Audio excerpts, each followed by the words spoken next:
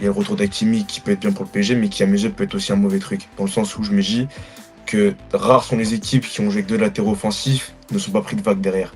Et le problème étant, c'est que tu as deux mecs qui profitent hyper offensifs, c'est pas des mecs qui savent défendre forcément, c'est plus on va plus leur demander de jouer offensivement. On sait que dans un pressing qui est bien coordonné du PSG, ça peut faire très très mal. Par contre, si le Barça, et au vu de la qualité du milieu de terrain, ce qui sera forcément possible, réussir à contrecarrer ce pressing là, bah ça va je pense jouer sur des transitions très très très rapides. Je pense que les deux latéraux, c'est je pense, plus une force qu'une faiblesse parce que on va dire que la faiblesse, ça peut créer des trous derrière, mais ils sont beaucoup plus en capacité de rattraper un trou que Ouais. si tu avais Contrairement à Ramos à Marquinhos. gauche ou Marquinhos à droite.